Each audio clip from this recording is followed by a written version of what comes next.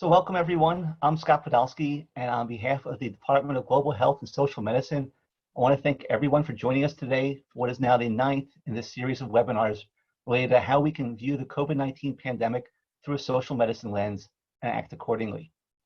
Again, I'm grateful to Carol Benoit and Jen Pusetti for all their work in putting these together. Last week, we looked at how COVID-19 impacted the provision of care for multiple critical illnesses and responses in a single nation, namely India. This week, we'll change course and focus on a single crucial activity, namely surgical care, and how COVID-19 has impacted its implementation in multiple locations worldwide. Similar exposures of existing soft spots, as well as opportunities for change, will almost certainly become apparent. We once again have a remarkable panel of experts here with us today, including Abebe Bekele, Dean of the University of Global Health Equity in Rwanda, and a number of talented members of our department's program in global surgery and social change. The director of that program, John Meara, the Kletchian Professor of Global Health at HMS, and, among many other things, the co-chair of the Lancet Commission on Global Surgery, will lead things off by framing the program overall. Thank you, Scott. It's great to have everyone here today. I'm so pleased. We have a wonderful lineup of speakers today. What I'll be doing today is giving you a brief outline of the timeline for what's happened since basically December of last year until the present. Now we've all lived through that, so I won't necessarily belabor that, but I'll set that framework. And then I want to transition to talk a little bit about COVID and surgery and what the relationship is. And then I will turn the mic over to our frontline providers. We have a number of people who were on the front lines providing care, and that will give us a granular perspective of what their lives were like. And then towards the end, we will have our keynote speaker, Dr. Bekele, and Dr. Kee Park and Dr. Paul Farmer offer global, regional, and African perspective.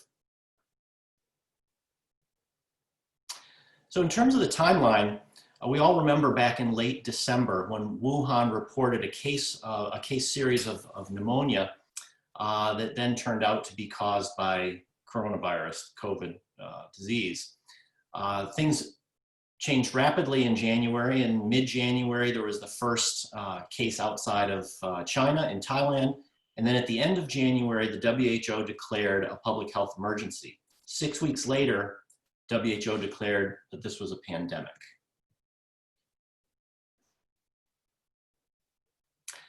Now, coronavirus is essentially ubiquitous. It's everywhere. It's traveled around the globe. And we've all lived through this. And what we've seen, particularly in the surgical literature, is that some very granular specific topics have come out. So you'll see articles about emergency procedures, changes in protocols that came up very rapidly, what's happened to our workforce, how we conserve PPE in a surgical environment. These are all very granular and very topical, and a number of our speakers will talk about their experience with each of these issues. So at one end of the spectrum, we're going to be hearing from things on the front lines. Next slide. At the other end of the spectrum, though, I'd also like to talk almost philosophically, what is the link between surgical care and pandemic preparedness? So at a national level or a global level. Now, oddly enough, I'm going to take us back about 400 years to frame this. 1648, this was the Treaty of Munster and the Peace of Westphalia. And the reason I bring this up is our modern conception of sovereignty came from this peace treaty. This was the end of the 30 Years' War and the 80 Years' War. And this is where the concept of sovereign autonomy came from. Now, what that meant is that sovereign countries had no right to necessarily invade other countries, but it also had a corollary which led sovereignties to feel like they had no responsibility to other countries. Next slide. Now, some 400 years later, I stumbled across an article by Richard Haas in Foreign Affairs that caught my eye. And he turned this concept of sovereign autonomy upside down and said, you know, actually, countries should have a feeling of sovereign obligation, that we have a responsibility to other countries and to the world. And this article, it was not necessarily a health article. He had a paragraph or two, but he talked about a number of different issues with sovereignty.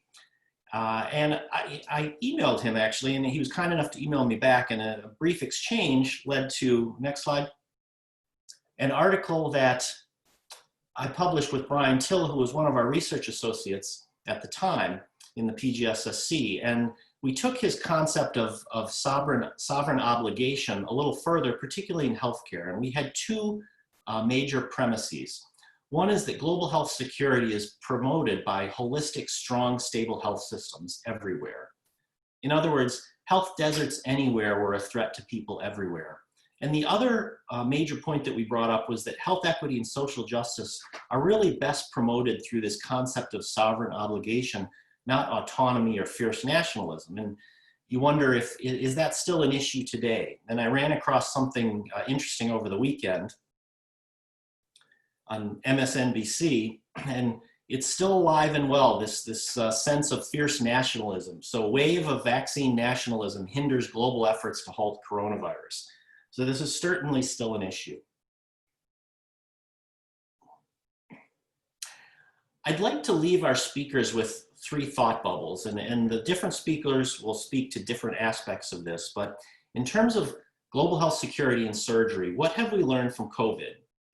Number one, what's the role of transnational cooperation and transparency? Number two, what have we learned about our prior concepts of health system strength and structure? And I bring that up because prior to coronavirus, actually the United States had the highest ranking for global health security. And we all know how the United States, and particularly the East Coast, fared. You look at New York City. New York City has more staff, stuff, and space than maybe any city in the world, and yet they did not fare too well. I think that might speak to our approach to systems and the fact that maybe we've concentrated on hospital systems, but not community systems that are equally important to health. And then you look at another system. The US system spends the most on healthcare, but if you look at the UK, for example, that has a national health service, they also did not fare terribly well with coronavirus. So maybe our prior view and structure for national systems was not well suited to dealing with this. The third question that I will leave you with, which is more focused on surgery, is what was the role of surgical capacity and surgical workforce as a reservoir of critical care capacity for pandemic response? So with that, I'm going to hand back over to Lisa. We have a number of outstanding frontline providers who will give you their experience from all over the world. Lisa? All right, thank you, Dr. Meara. Hi, everyone. Thank you so much for joining us today. My name is Elizabeth Miranda. I'm a vascular surgery resident at the University of Southern California, but I'm also a research fellow here at PGSSC. I'm very excited today to be able to introduce our many great speakers.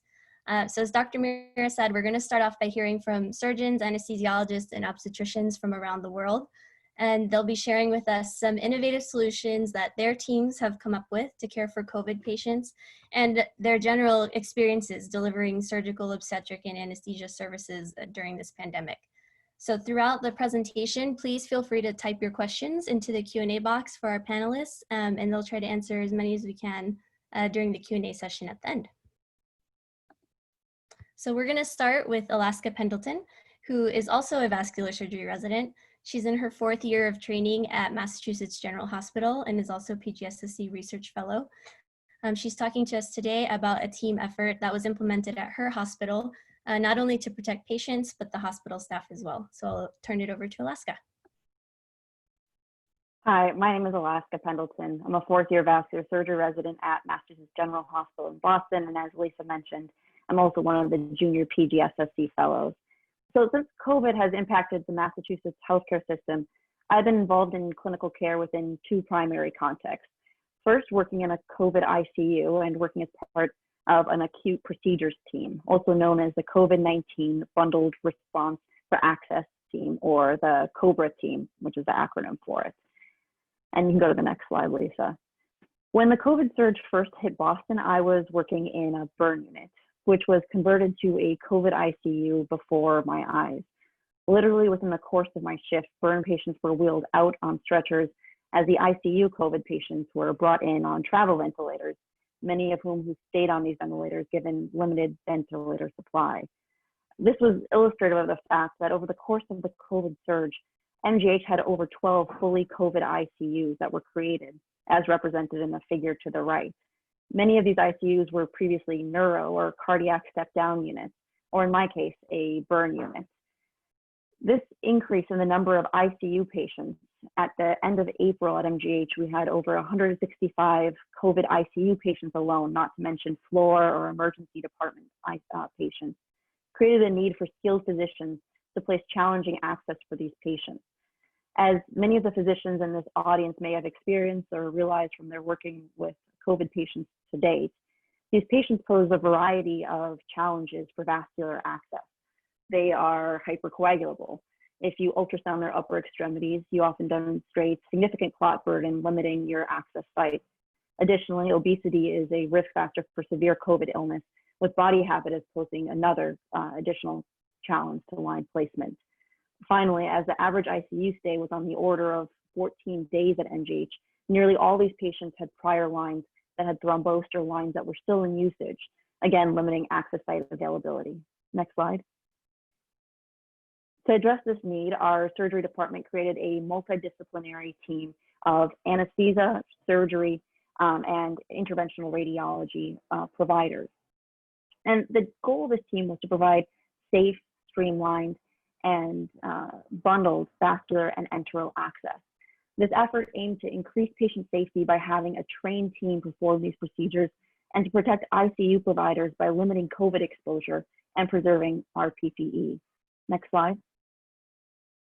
This was a 24/7 service with 4 full-time day residents at the peak of the COVID surge in April and early May, and 2 night residents with an attending for backup. Next slide.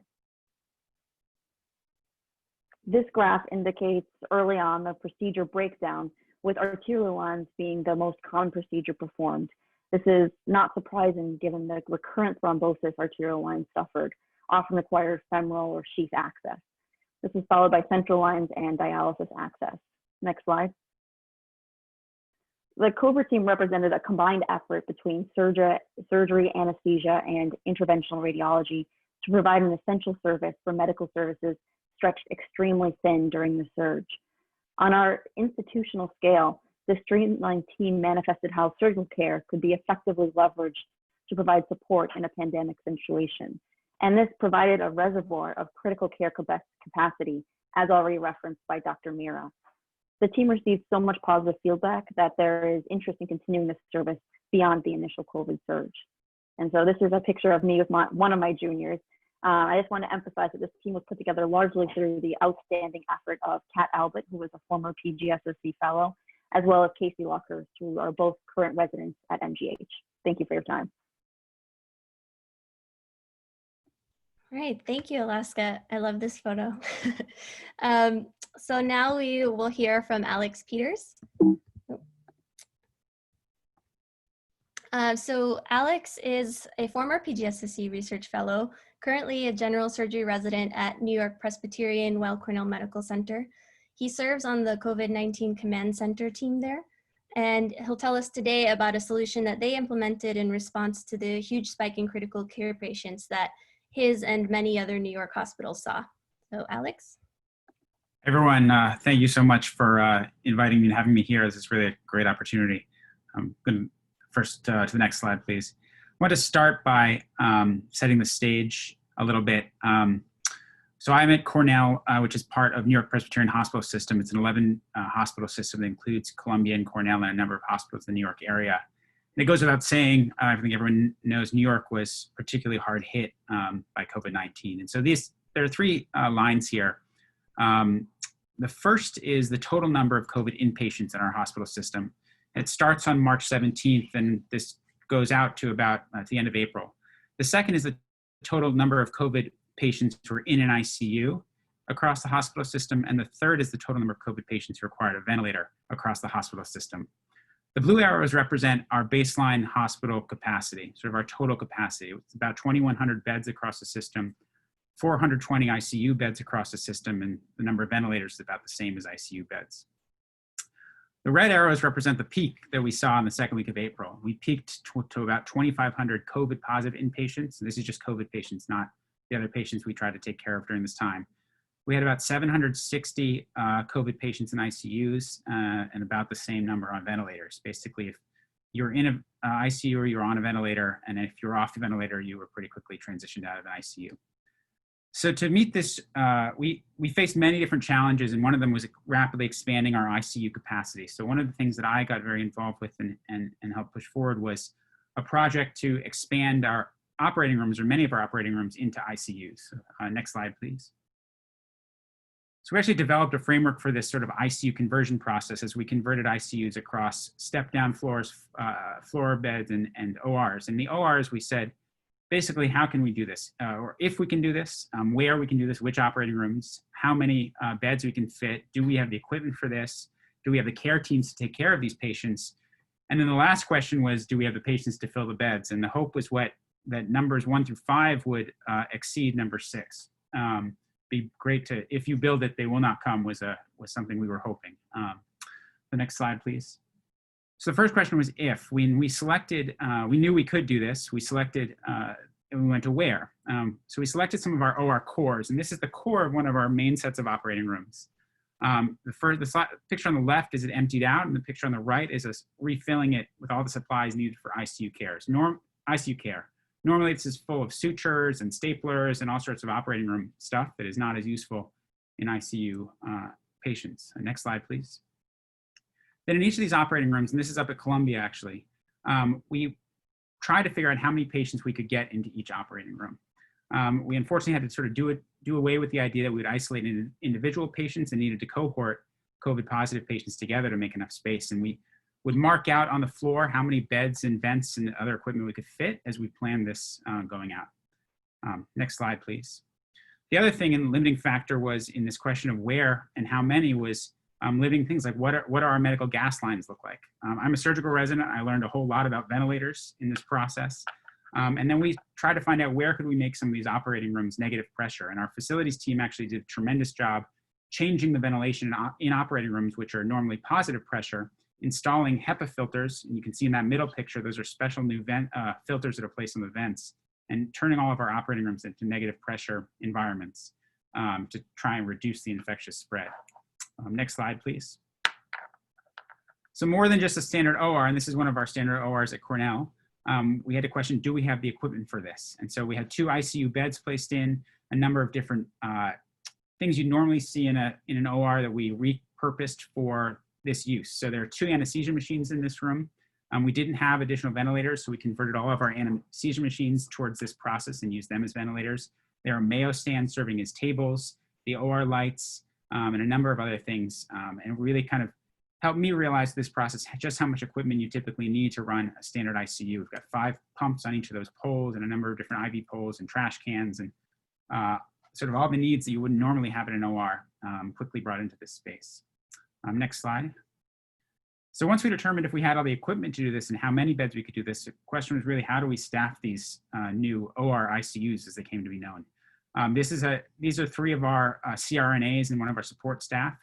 So the CRNAs actually played a huge role in this because most of us don't know how to use anesthesia machines as ventilators, and they're very familiar with these and were very helpful in this and came to staff these OR ICUs and basically function as respiratory therapists in the OR ICUs. Next slide.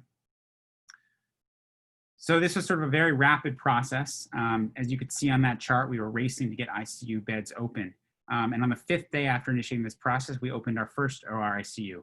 We opened a total of 34 OR ICU beds, and we expanded the same process across several of our recovery rooms as well, opening up 60 new ICU beds at Cornell alone, and replicated this process at Columbia, as well as a number of other hospitals across our system. It's really a tremendous hand-in-hand effort. Next slide, please. This is sort of all the different staff in this OR core running these things. This is not what this typically looks like. Typically, this looks like a regular operating room core, but quickly turns into an ICU. Next slide.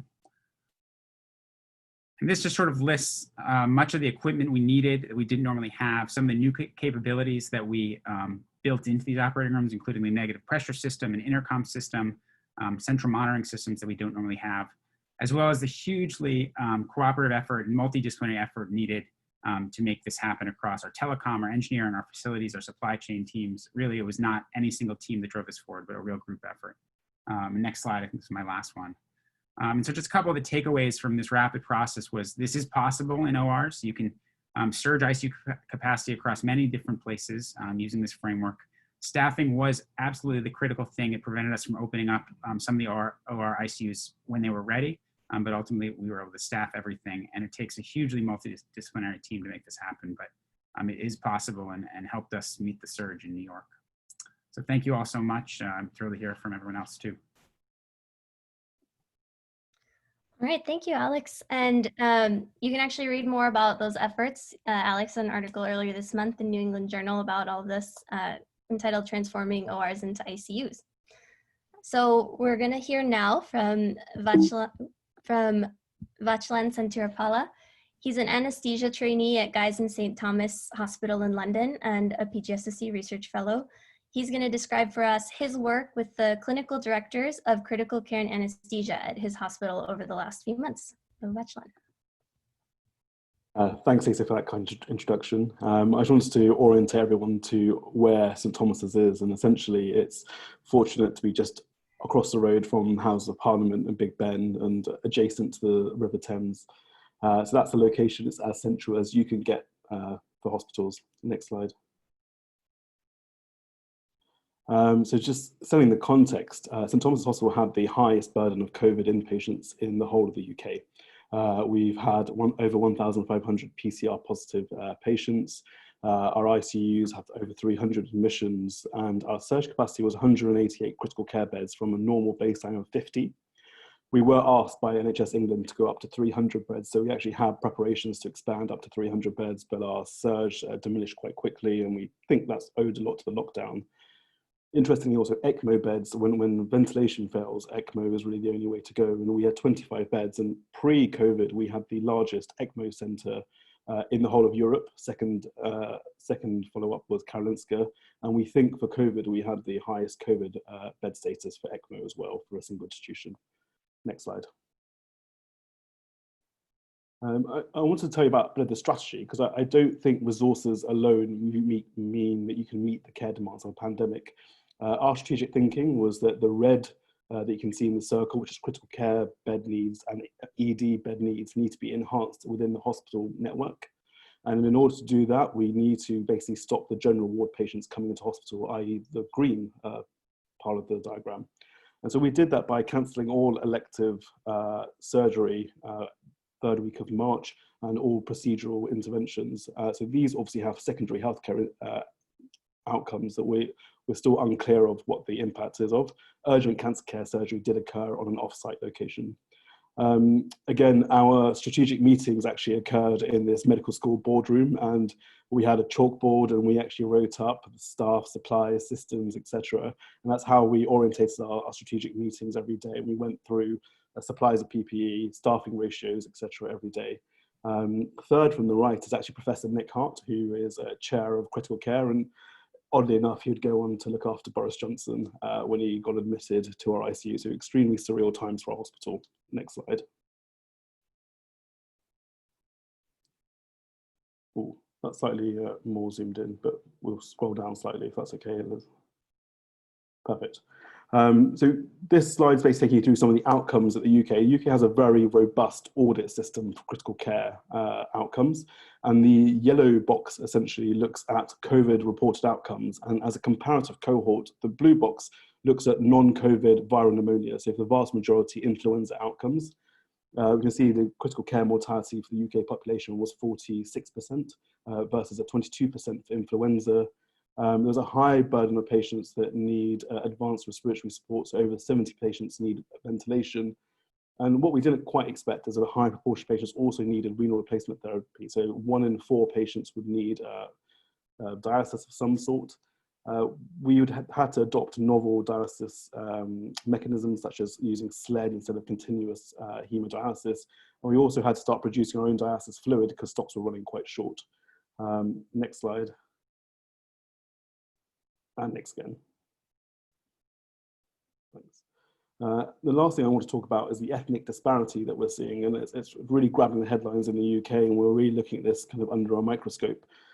Essentially, you can say that the Asian cohort of patients has the highest mortality in the UK at 52.5%, but that's really only half the story. If you compare the outcomes to what you get in an influenza cohort, you see that for African, Caribbean and mixed ethnicities, there's a fourfold increase in mortality that you expect for normal viral pneumonias. We don't know the phenotype of this disease. There may be some genetic kind of component, but a lot of us think that's underlying socioeconomic disparity. And I think if we don't look at the social infrastructure in the UK, that this COVID kind of exposes the disparity that we're seeing. Thank you very much. Thank you so much, Vatshalan. That's a really important point for us to remember as we're going forward, that there are these disparities that we need to look at as well, in addition to just looking at the overall surgical population. So just another quick reminder to please type any questions you have for our panelists into the Q&A box so that we can get to them at the end. So we've heard about some innovative solutions to COVID patient care aimed at delivering safe patient care, but also to protect our frontline healthcare providers. So now we're going to shift our focus internationally. Several of our international partners took the time to describe their current situations in their hospitals and communities, and how the pandemic has affected their delivery of surgical and obstetric care. We're going to share with you guys now what they shared with us. So we are going, oops, sorry. One second.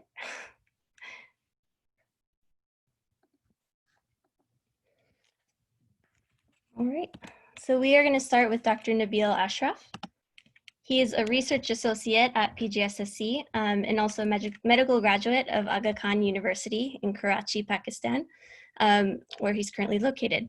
He's also a research coordinator with the Indus Health Network in Pakistan, and he'll share with us now the effect that COVID has had on these health systems there.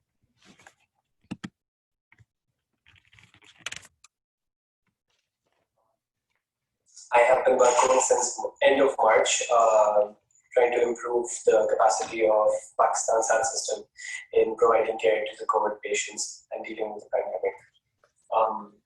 Pakistan is a country of 200 million people. I belong to the country's largest city, Karachi, which has 20 million people.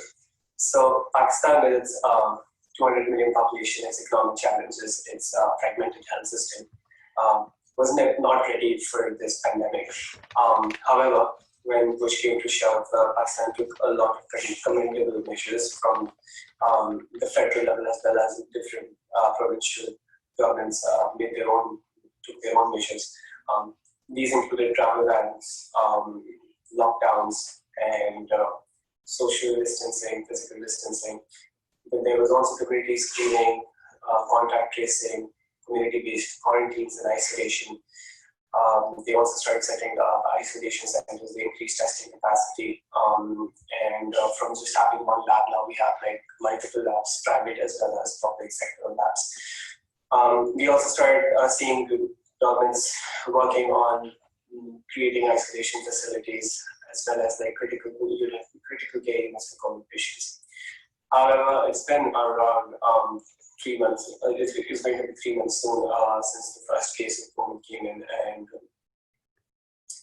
the count has gone up to 42,000. And as the lockdown is being eased out because of economic reasons and people are interacting, there is a fear that the cases may be at a death count of around 900, which is not a very high death rate, 2.1%, but it might increase. One other problem is that Pakistan's ICU capacity is not up to mark. For example, in Karachi, which is the biggest city of Pakistan, we have around 480 beds based on some reports. We have 480 ICU beds, out of which only 40 to 50% had ventilators. After the pandemic, the count has increased, but not too much. And within these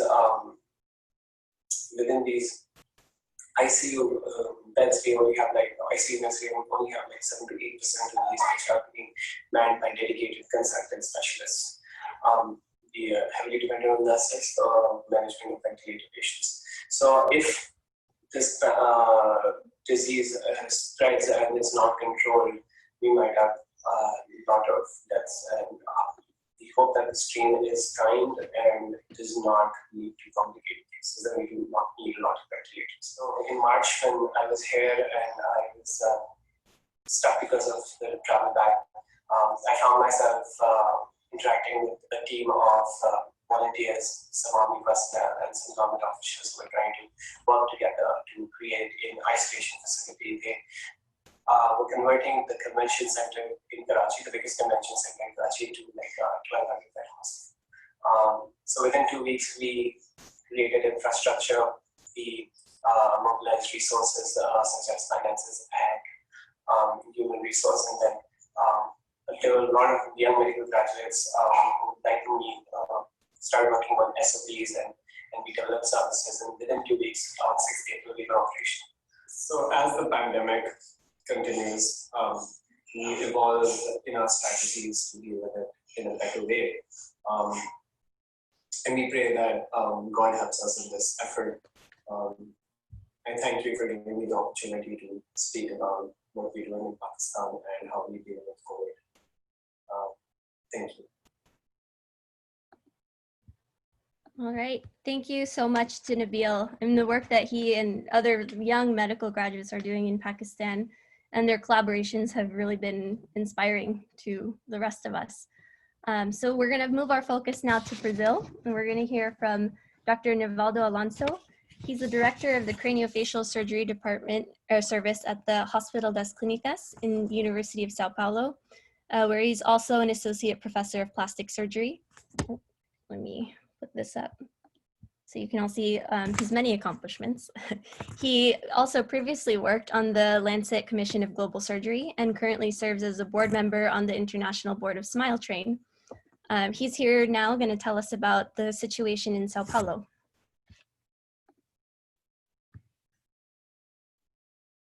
The plastic surgery department is located in a central building where we have 1,000 beds available. And now the whole building was reserved for COVID patients. We have more than 250 patients hospitalized in ICU and over 300 other patients on the other beds in this central building. No other procedures have been doing in this central building. We are now working on orthopedic building and cardiac building, but very few elective procedures have been done, only the ones that are real necessary. Very few patients with COVID were operated on this building. Only in the last week, only 3 patients needed some kind of plastic procedures to be done. My last surgery was in the 3rd week of March. We also have now emergency open, and it's a very, very, very interesting situation. The number of trauma cases and any other cases in emergency really reduced very drastically in this situation now. It's hard to stay at home. We have many other works to do. We have a medical school. We teach some classes for the student, give some lecture for residents, but also we have fellows from craniofacial, and nobody is working, only watching videos and lectures and anything. So we are really waiting for the end of this, but we don't know. They make some lockdown until May, and then they're going to decide what's going to happen next. So it's not easy for the surgeon to stay out of the operating theater, but that's what's going on. I think Sao Paulo is a very special city in the country. I feel that maybe some other small cities, the situation could be a little different. I also work in Bauru, it's a small city, and they still have some elective procedures, but the number of patients with COVID in these small cities are very less. Well, we hope that this situation doesn't stay longer. Thank you very much for your attention. Thank you. So thank you so much to Dr. Alonso for sharing your experience with us. He's here sitting on our panelists board today. So if you have any questions for him, please share them in the Q&A box. You can get to them at the end. I know many surgical trainees around the world are looking forward to getting back to their education in the OR. So finally, I'm really happy to introduce Sadoscar Hakizimana. Show you here. So Dr. Sadoscar is a medical doctor from Burundi, and he completed his residency in obstetrics and gynecology at the University of Rwanda. He is currently working with Partners in Health Rwanda as an OBGYN at their Kirehe District Hospital, which is where we met, and I had the opportunity to see some of the great work he does there firsthand. So Dr. Sadoscar here will share with us Rwanda's experience and how it's affected surgical and obstetric care at Kirehe District Hospital.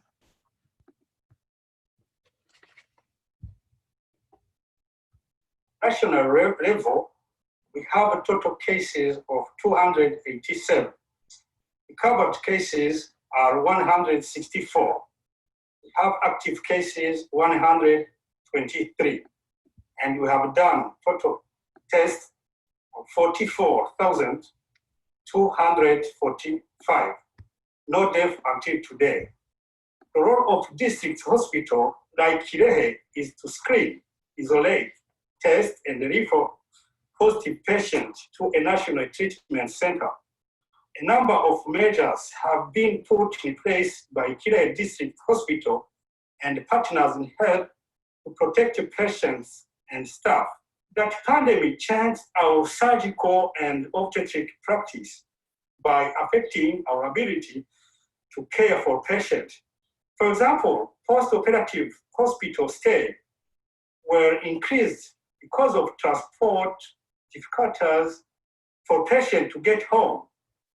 There is a delay in access to care because of lockdown, and limited access to transportation means difficulties to get health facilities.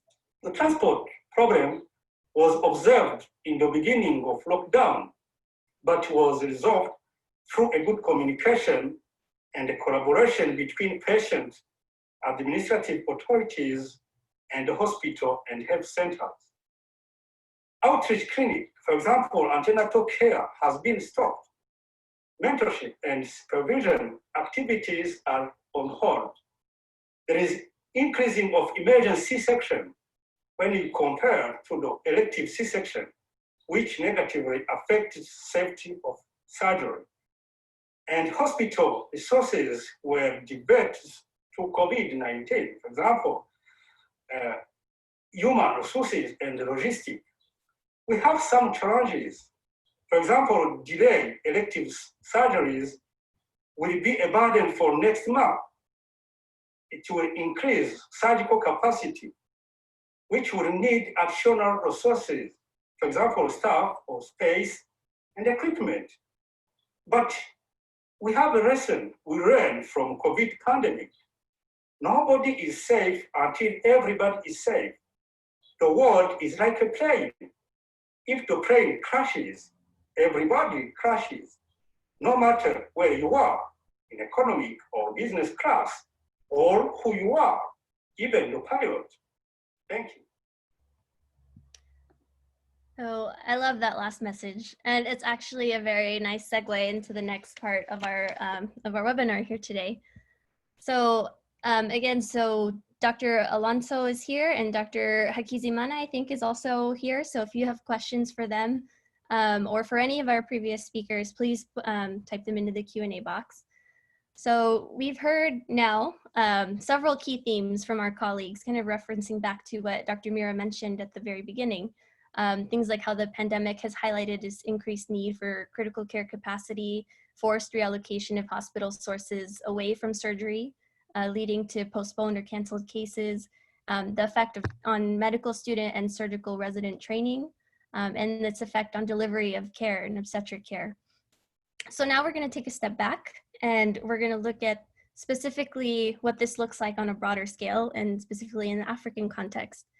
So I'm very excited to be able to introduce Professor Bekele. Professor Abebe Bekele is the Dean at the University of Global Health Equity in Butaro, Rwanda.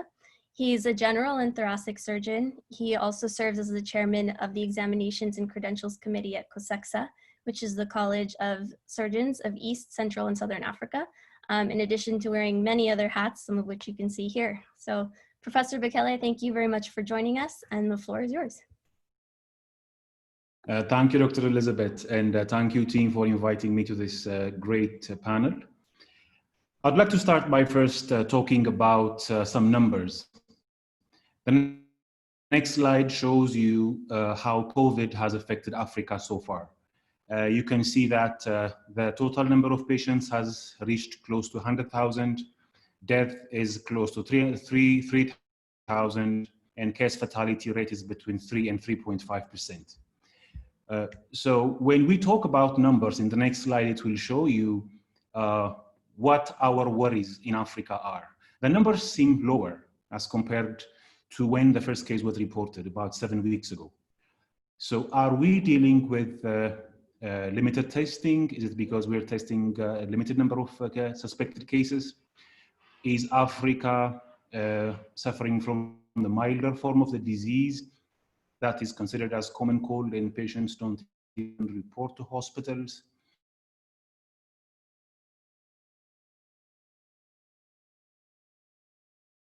The numbers are still low.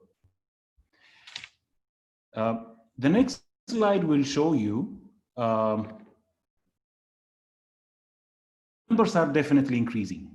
This is because from the cases reported every day across the region, most patients do not have travel history.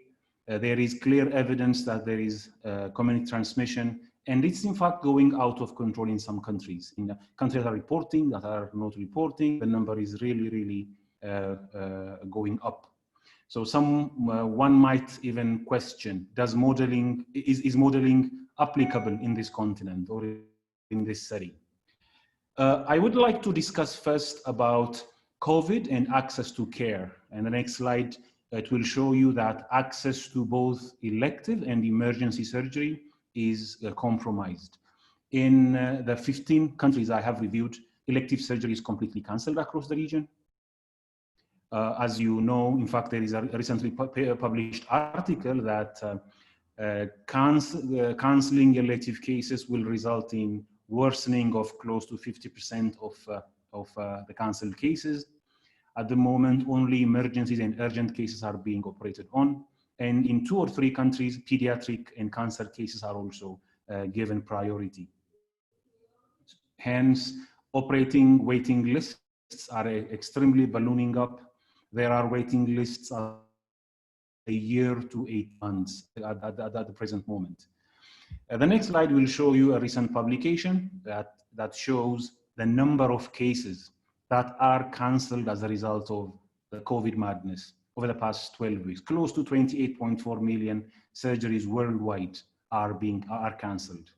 And 2.3 million cancer surgeries are either cancelled or delayed. The implication of this number is, I think, obvious to all of us, and especially in the developed world, where cancer patients are being diagnosed at a late stage to begin with, and add cancellations, and we can easily understand what that means. The next slide will show you, even if elective emergency cases are being operated on, urgent cases are being operated on, that is not also easy. Some countries have instituted a very strict lockdown. That means travel between the rural setting and the hospitals is compromised. So patients can't even get access, transport to come to hospitals for urgent and emergency care. Strict lockdown also means many, in fact, the majority of Africans who depend on daily wages cannot even afford travel and healthcare. So the restriction by itself compromised the access to surgical care.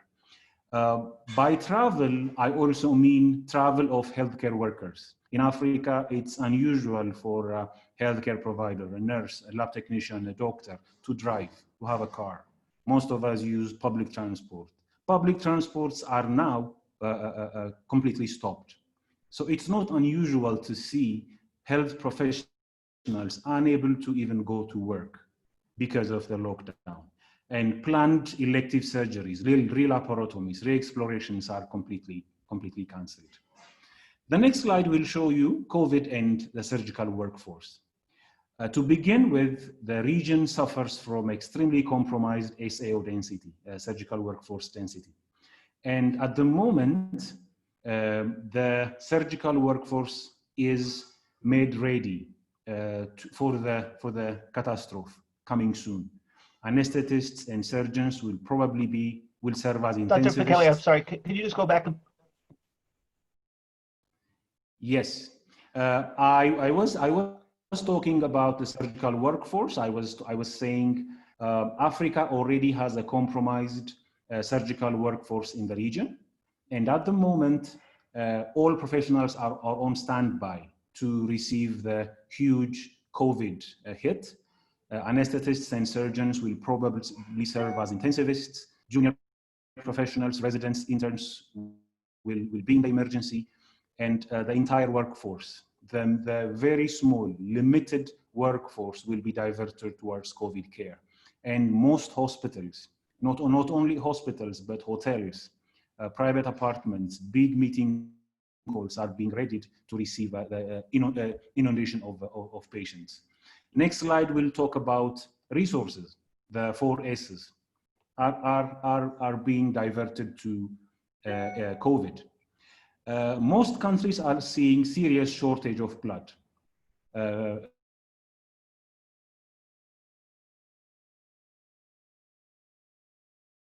Donation is severely compromised. So I was saying blood donation is seriously compromised. There is already an existing shortage of oxygen, and we expect serious shortages of ventilators, medications, and workforce. The next slide will show you information I took from the New York Times. It shows you the number of ventilators countries have in Africa. The number ranges between 0 in some countries to close to 550 in some countries. And most countries have more officials, more vice presidents and ministers than ventilators, as you can see.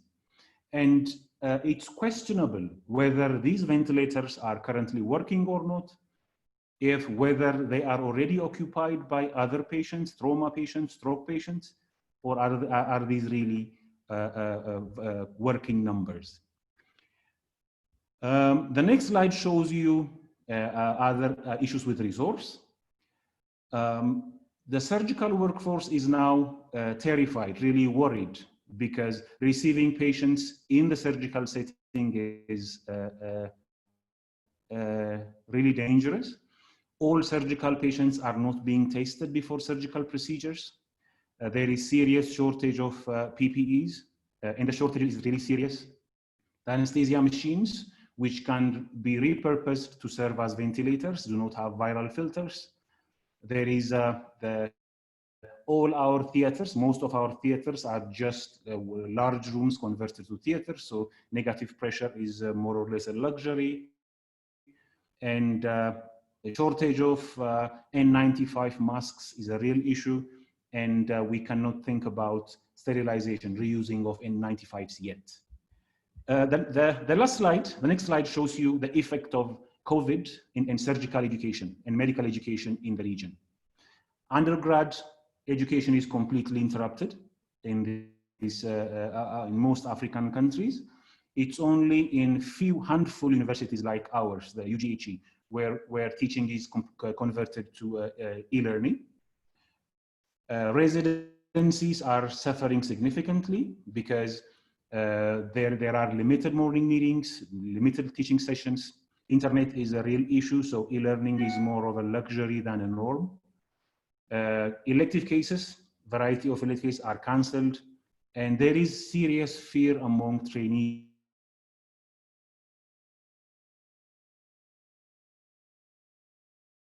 are not actually, the patients seen every day are not tested, so there is serious fear about the spread of the disease.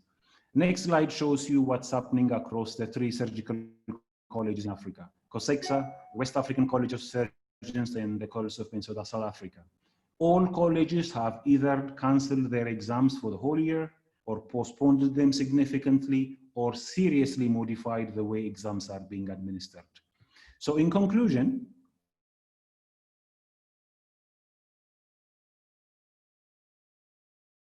really tested our preparedness. COVID really tested our preparedness for this pandemic. It really tested our preparedness. And it seems surgical and anesthesia care preparedness is an indirect indicator for COVID preparedness. Global surgery voices have been silenced, understandably, for the past few months, because the immediate need to address is now the pandemic. And next slide. It seems there is no question now. Strengthening our surgical, obstetric, and anesthesia care in the continent, preparedness in the continent, is mandatory not only to address surgical and obstetric problems, but to address issues like pandemics, like COVID. And for the past 6 years, Africa has been engaged in National Surgical Anesthesia Plan. We did not take pandemics like COVID seriously when we planned. We probably should. We probably should consider this very seriously. Thank you very much. Thank you so much, Dr. Bekele, for the very eye-opening talk. And just as a reminder, any questions you have for him, please type into the Q&A box so that we can address them at the end. So we've heard from Professor Bekele about the major consequences this pandemic has had on surgical systems and training in Africa. And then, as he mentioned at the end, the fact that the surgical and anesthesia care preparedness may be an indicator for how prepared countries are for these kinds of pandemics. So what's the next step? How do we take that knowledge, the knowledge of how important surgical systems are, and turn it into actual system strengthening and action? Our next speaker will give us a little guidance on that. Kee Park is a neurosurgeon who, after 10 years of private practice, traveled around the world teaching neurosurgery before finally coming back to us here at PGSSC. So he's a committee chairman, or the committee chairman of the Global Neurosurgery Committee of the World Federation of Neurosurgical Societies, in addition to being a faculty member at PGSSC. So Dr. Park, I will turn it over to you. Great.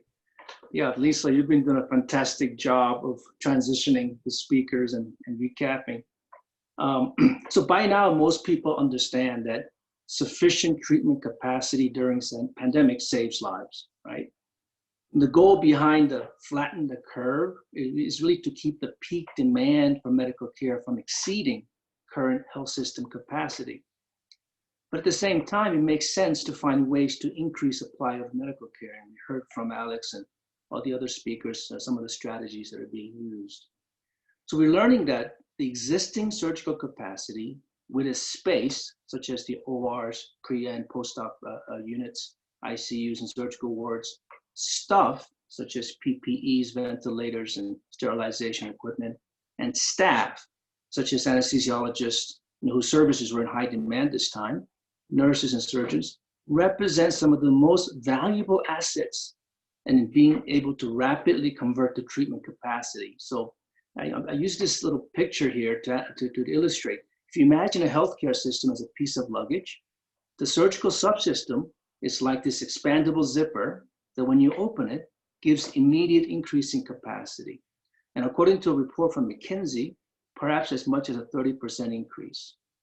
So therefore, as global health practitioners, can we frame surgical capacity building in the LMICs as a component of pandemic readiness strategy? So we at the Program in Global Surgery and Social Change not only think so, but we argue that investing in surgical capacity building is one of the best buys for pandemic preparedness plans. Next slide. So why is this new framing important right now? It's because the amount of donor funding that's going into COVID-19 response is unprecedented. So according to the Kaiser Family Foundation, as of last month, donors, including governments, development partners, and private foundations, have committed almost $20 billion for assisting with international COVID-19 response. Now, it's important here to remember that this amount is only limited to the assistance and health sector, and they're not counting the massive sums earmarked for economic stimulus in the trillions. So as you know, the US $2 trillion stimulus bill, which was passed, that actually includes $157 billion directly allocated to health systems and research. So this was that came out of Rifat Attun's article that just published last week. So what this means that the global development assistance for health, which has been hovering around $30 billion a year range, will dramatically double or even triple post-COVID. Next slide. So I want to lay out a roadmap, a potential roadmap, not the only way, but one way we think we can do this. So if you want to convince donors to invest in surgical capacity building in LMICs, we have to speak in a language that they will easily understand. I don't think they will easily grasp the current indicators that we're using among global surgery community for surgical care, things like preparedness and delivery.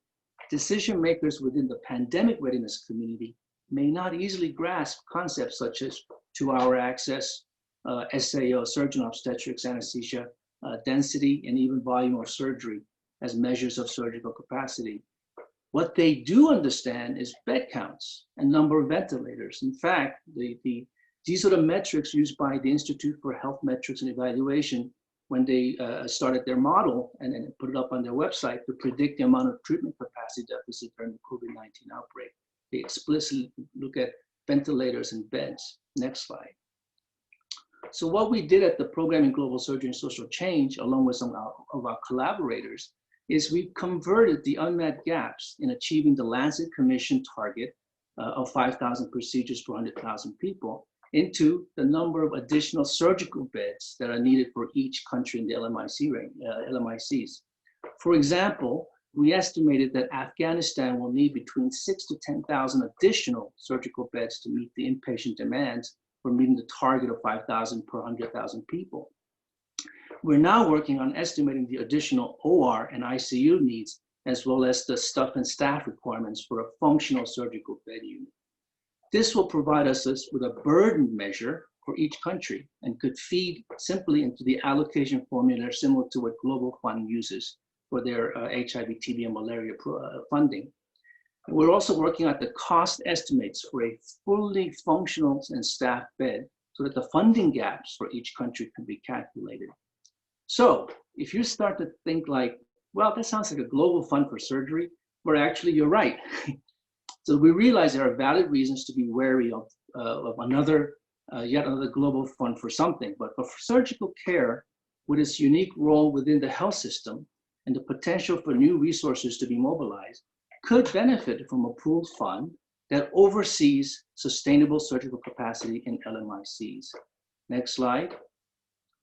And in fact, we already have a global fund for surgery. It's called Global Surgery Foundation, and it is housed within the UN agency UNITAR, the United Nations Institute for Training and Research. And Jeff Iverson, who couldn't be here for this webinar, is a trauma surgeon, is the executive director, and he led the launch of this the Global Surgery Foundation in January at Davos at the World Economic Forum. And he's excited at the prospect of having the GSF fill the role of Global Fund for Surgery. Next slide. So the Program in Global Surgery and Social Change, as the WHO Collaborating Center for Surgical Care, we're specifically involved with developing of national surgical obstetrics and anesthesia plans. And as Dr. Abebe just mentioned previously, it's important, I think, at this point, post-COVID, to embed pandemic readiness strategy within the national surgical plans. And if Global Surgery Foundation is successful in raising massive amounts of money, which I'm hopeful they will do it, they can facilitate the building of surgical capacity in LMICs that is, one, ready for pandemics, and number two, at the same time, address surgical equity. Thank you. Thank you so much for that, Dr. Park. So it's been an honor to hear from all these frontline surgical providers, surgical anesthesia and obstetric care providers, and these leaders in the field of global surgery. And I think all the stories and these perspectives really paint a picture not only about how surgery has been affected, but why it matters, why it's significant. And then some lessons and a potential roadmap that we can use to move forward and make sure that we learn from this and eventually develop plans to develop surgical systems all over the world to manage this kind of strain on the healthcare system. So I'm going to turn it over now to our own Dr. Paul Farmer, our discussant, and the person who our Global Surgery Fellowship is actually named for, to give us his thoughts on and reflections on what we've heard today. Thank you, Lisa. And before I forget, thank you for being such a splendid MC and analyst of these matters. And hope you're doing okay over on your side. I take it you're in California. Are you here? I'm actually in Florida right now. I'm staying with my parents here right now. All is well. There's just so much to say. I'm going to just follow the order of the presentations and make some comments. Again, a lot of this commentary won't be new to John or Dean Bekele or other. These are conversations that have been ongoing with Kee, with all of you. So I'm just going to run through and some notes. And I heard some discussion earlier from John before we started recording about you know, how these materials are going to be archived, and I'm glad they're going to be. John started with a timeline, and which I found very helpful, and thank you, John, for that. It's a reminder of the fact that for Chinese authorities to publish the genetic sequence on the 12th of January, I still am amazed by that. You know, we use the word transparency, we talk about urgency and speed. That I've never seen that before, where you know, you go from the description of a new pathogen to publishing the genetic sequence within really a couple of weeks.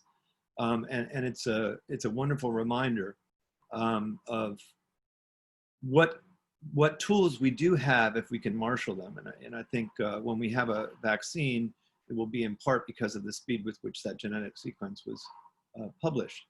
I want to, when we talk about COVID and surgery, as we're doing today, I just want to go back to some of our discussions about Ebola in surgery, in part because the second meeting of the Lancet Commission was in the medical desert in Sierra Leone, and I'll return to that, some of those discussions several times in the course of my remarks. John, I'm so impressed with your great Notre Dame education that you talked about the Treaty of Westphalia. I can't see John. Because it's an important point. The idea of sovereignty in the nation state, the ideas, they have a history, and I'm really grateful that you brought it up. One of the ironies about what happened after the Treaty of Westphalia to our globe is that the people living on it were really subjects, not citizens. And within a century of this grand sounding treaty, the world would be carved into colonies. It would take some time, with the continent of Africa the last to fall, and that was largely a late 19th century, 20th century phenomenon. And one of the deeper questions that we can ask is, what does it mean when sovereignty is stripped away, not just in terms of a nation state, but in terms of people who are not citizens but subjects? And I don't want to get philosophical here, because the surgeons will all get turned off, probably the anesthesiologists and obstetricians too. But you know, this is going to be another subject for conversation as time goes by, because COVID-19 has never been anything like a great leveler. Really, it's hard to imagine another pathogen that would come in and say, put everybody's at risk because nobody's immune. We did hear those kind of comments early on, but they were stilled by the gravity of the social disparities that we see in both infection and case fatality rates. And we should be returning to that as well. Just to give an example, before we leave the subject of Westphalian notions and colonial rule, the place where the largest number of colonial subjects lived for at least a couple of centuries was India. But this spread of colonial rule in the late 19th and 20th century had enormous implications for the kind of discussion that we're having today. Let me just give the example of Sierra Leone, which is where we held our second Lancet meeting. The first time that I set foot in the place was in the company of surgeons, and it was June of 2014. So there were some concerns about whether or not to hold the Lancet conference there. We had a lot of discussions. I got to have a say by pointing out that Ebola was not spread through medical conferences, even if maybe Legionnaire's disease had been spread through conferences. That's not how it worked with Ebola. But the real point is to say, when we landed there in the medical desert, everything was already being shut down. And that would become much more dramatic in the months that followed our departure. But historically speaking, think about Sierra Leone, where the British arrived in the late 18th century and left after the mid 20th century, and just ask, when we talk about staff, space, and systems, so they're there for a long time, how many medical schools did they found? And the answer to that question is 0. How many nursing schools? I wouldn't have expected that to be 0, but it would seem to be that was 0 also. So what people like Dean Bekele and all of you actually have been doing is trying to play catch up after this devastating strangling of staff, space, and system, meaning after a pretty shocking failure to move those resources towards basic medical services, which of course always includes surgical care. Alaska, first of all, thank you so much for the overview of what went wrong, what went right, sorry. Now I just suddenly sounded like a Brigham doctor. What went right at the Mass General. What you're describing is a fascinating process, and I'm sure that many people are writing about it. I hope so in any case, because to see how operating rooms are transformed into COVID beds, that's happened all over the world, and we still have to scramble to learn the main lessons about how it might best be done, how it might best be codified. I would like to think we won't make this mistake again, the mistake that Dean Bekele brought up, of failing to be prepared. I fear that we will make that mistake, but we have so much information, and it just comes through in the richness of these presentations. Among the, at the MGH, 12 ICUs were created. I think I got that right.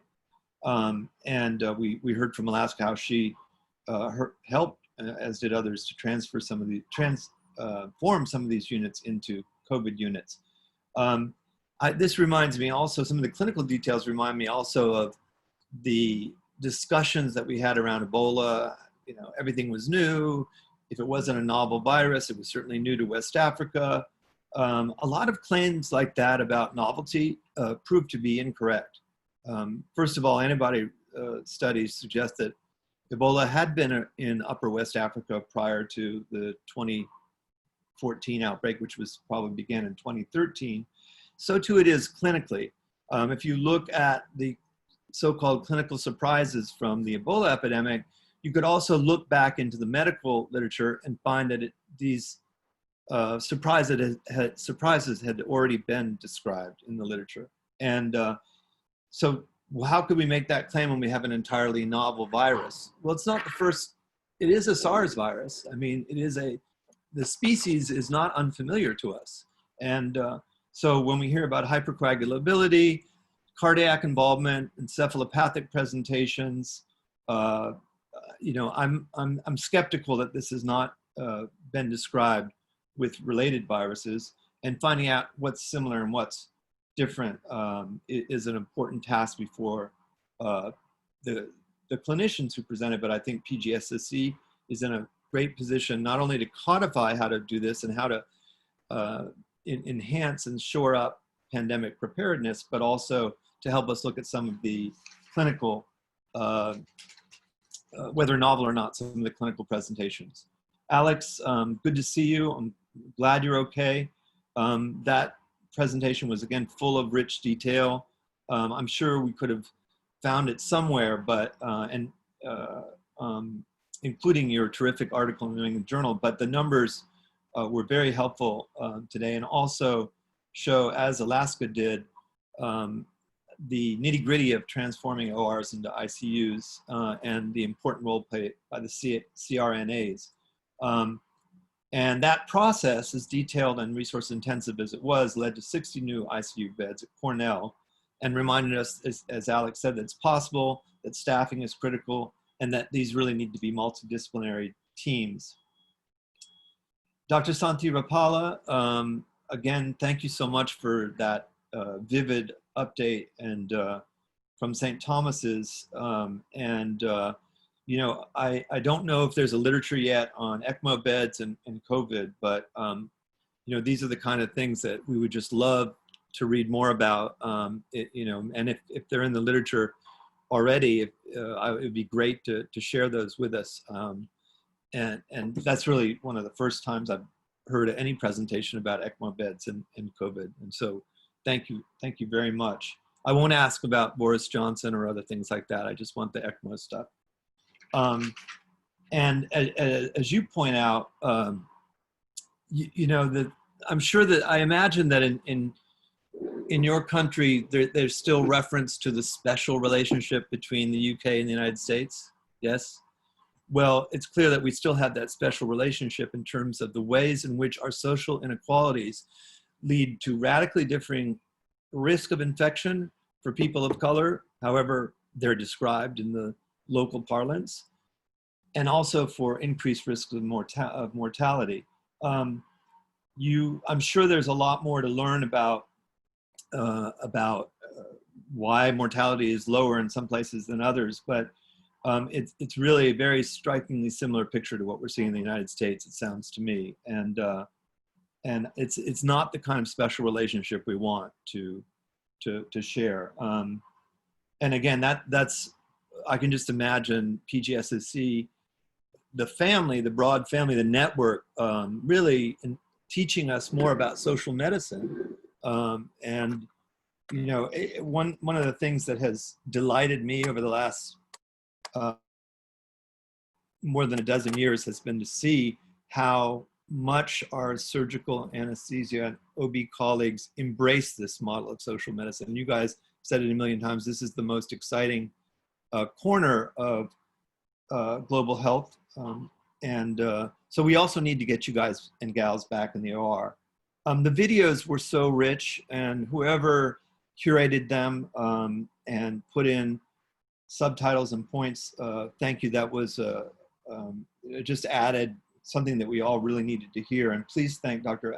Ashraf, if he's not online, for his terrific presentation, his terrific video. And again, as we hear from the largest city there, or one of two largest cities, I think, in Pakistan, even in a mega city like that, they're hampered by the same material limitations of staff, subspace, and systems that we're hearing elsewhere. And so one wonders, you know, what it's going to be like in more rural areas of Pakistan, and we'll be counting on Dr. Ashraf to update us as time goes by. Dr. Alonso, I think you're online. My heart is with you, my friend. It's when I see any surgeons looking glum, it's usually because they're not in the OR and not being able to get back to their cases. So there was a note of melancholy there from Sao Paulo. And part of it has to do, of course, with the fact that if they're not in the OR, that means elective procedures aren't getting done. And even if there is a decreased trauma burden from, I assume, decreased traffic or maybe even decreased gunshot wounds, his words, his exact words, Dr. Alonso's were, nobody is working. And, you know, when we talk about reopening a city like this one, I'm in Boston, or any others, you'd think that we could get rolling more quickly on surgical cases, since at least the surgeons and others in the OR, all the supportive staff, all the SAO staff are familiar with PPE in a way that I think is not the case for most other, at least from an infectious disease point of view, most of the other subspecialties are not as good as the surgeons are at protecting themselves from spread from these sorts of pathogens. So that's another thing that I would add, is that surgeons have a special obligation, just like nations do, to share their knowledge of how to protect themselves from pathogens like this. It was great to see Sadoscar. We miss you. We all miss Karehe.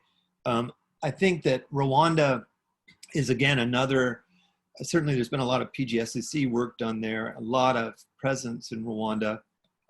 And obviously I'm not allowed to say my favorite dean, because I'm supposed to have a favorite dean here, but nonetheless, our favorite dean is there from Ethiopia, running UGHE.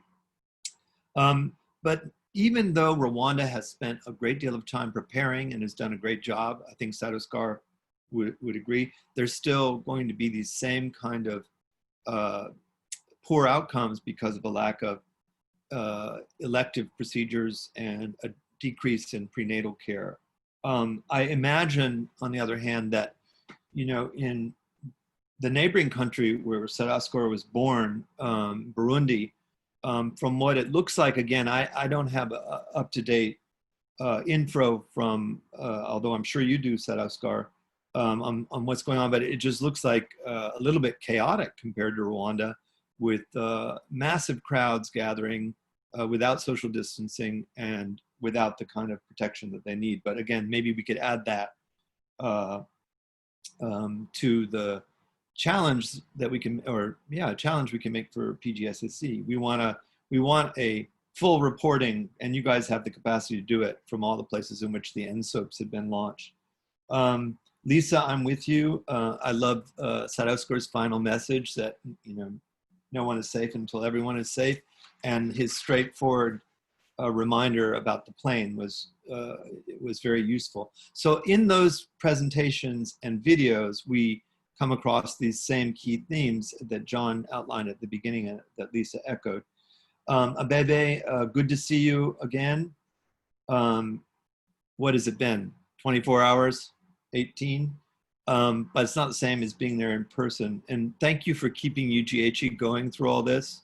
I'm sure we'll hear an accounting of how you managed it from you and Dr. Agnes and others, but, and thank you so much for keeping going during these difficult times. The numbers that you started with are impressive. I would just say that if the numbers that we have so far are leading us in a direction, obviously it's entirely incomplete information, but 100,000 cases is not anywhere near as many as we feared at this point, and nor are 3,000 deaths. And if the case fatality rate is 3 to 3.5%, that would compare unfavorably to South Korea or Taiwan or Germany perhaps, but it would compare very favorably to the United States. Just yesterday in the New York Times, there's an article about Paterson, New Jersey, in which a case fatality rate, I think, of 5.7%. And I'll check this before, or I'll check this after we're done. But a case fatality rate of 5.7 was advanced in positive comparison to the overall case fatality rate in New York City. So we still have that mystery, those mysteries rather, that Abebe outlined, with all those great questions. You know, is this because of limited testing? Is there a milder form of the disease? Are we before an imminent spike? And then just the other thing that I've already heard you talk about, but which is worth mentioning here, is some of this difference could be due to the differing age structures on on that continent as compared to, let's say, Italy and the United States. And I believe, as you do, that we're going to be able to sort some of this out. There's also been disturbing reports from elsewhere on the continent, for example, in Kano in northern Nigeria, which is a reminder that one of the ways to look at how much testing is being done is the fraction of cases that come back positive. Ideally, when testing is ramped up, it's going to be a very small number of, a fraction rather, of patients who are testing positive for the virus. If you, just to go back again to Ebola or HIV, or early in those epidemics, one a pandemic, one an epidemic, if you started using HIV tests in a rural area, in a clinical setting, in rural Rwanda or rural Haiti, back in the day, back in the 90s, the majority of tests were often positive. The majority, because they were done and people were being sick and looked like they had HIV disease. But once there were larger scale studies, we got to see that it was a very different picture emerged. And just the number of, again, the fraction of positive cases obviously goes down as testing expands. In Kano, Nigeria, based on some reports, the majority of cases, majority of tests done were positive. That was the way it was in the early stages of the Ebola epidemic as well. So, and Dr. Bekele, Abebe, thank you again for reminding us that the word elective, as in surgery, does not mean frivolous, unnecessary, unimportant. It really means, in your circles, the PGSSC circles particularly, that very important and life-saving procedures are not happening. And again, back to Dr. Alonso's point, we need to get folks back in the OR. 28.4 million surgeries canceled or delayed. And I think another thing that you bring out, Abebe, is the challenges inside a country once there has been a lockdown because of transportation difficulties. Again,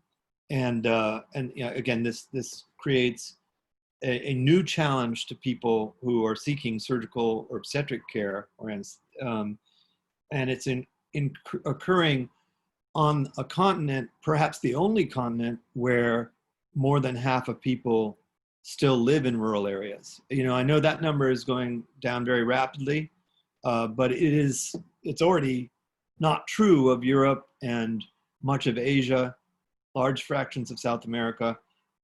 So this is probably the most rural continent.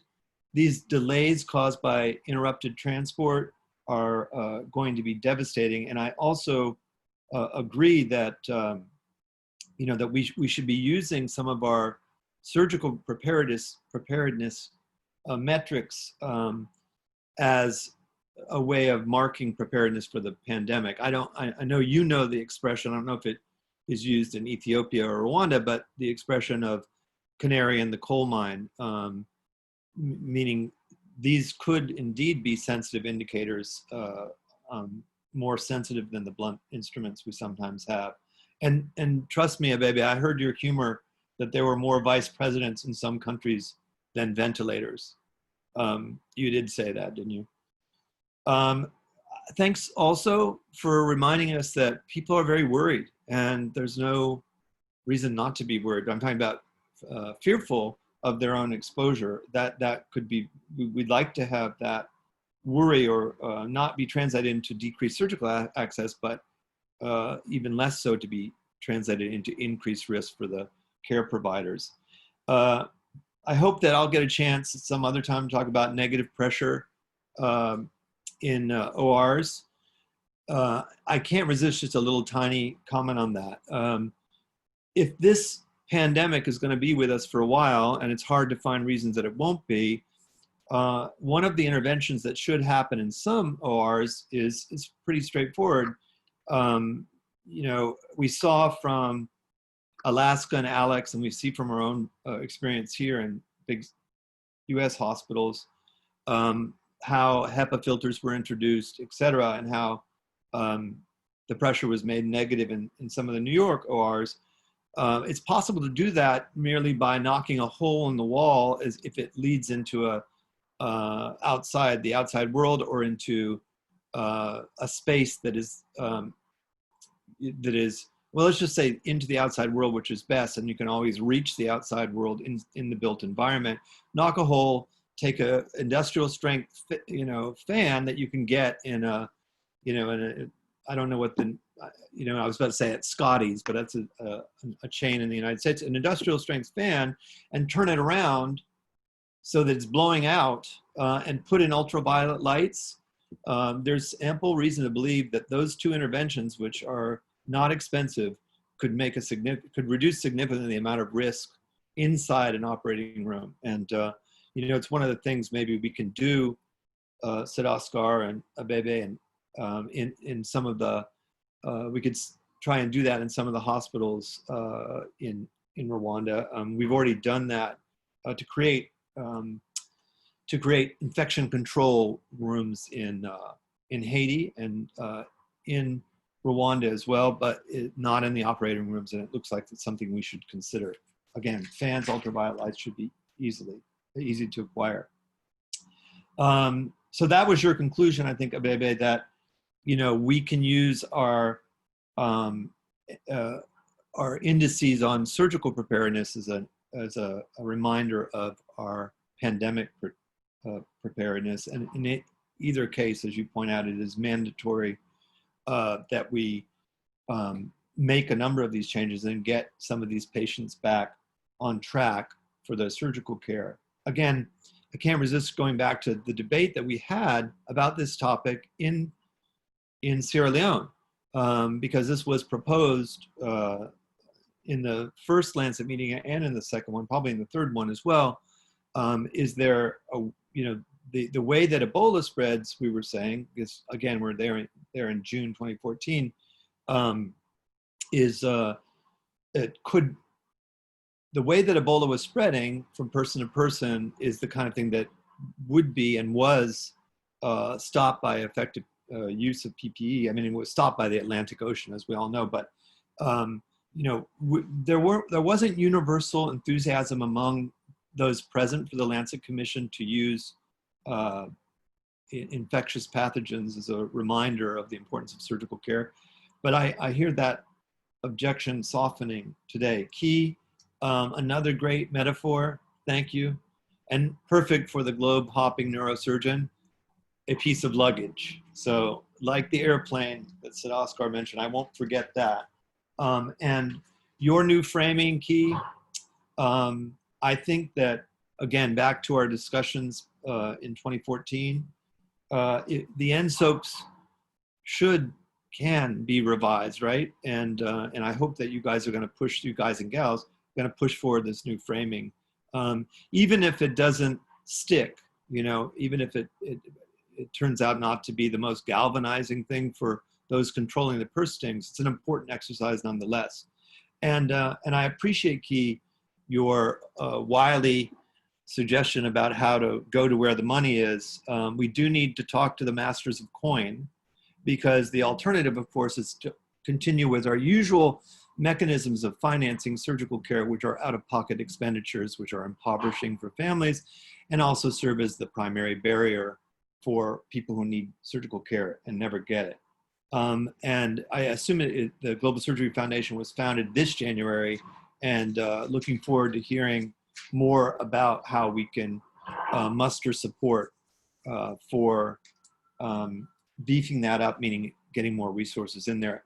So I know those were more a series of commentaries on specific presentations rather than the integrative interpretation of the major themes, but Lisa and John and several of you have already laid out the key themes. And so I'd just like to turn it back over to the audience. And thank you all. Like I said, PGSSC has been a real, the Haitians call that a real IV, a real injection of serum for global health, and we're grateful to all of you. Thank you. Paul, thank you so much, and thank you to all the speakers. That was wonderful. And Paul, I think it was excellent that you went back through each one and pulled out some of the key issues. That was very helpful. Lisa, I think we better turn it over to you because I noticed there were a lot of questions coming in, and I want to give people an opportunity to respond to some of those. Do you have a couple that you think are worthy of tossing up right now? Yes.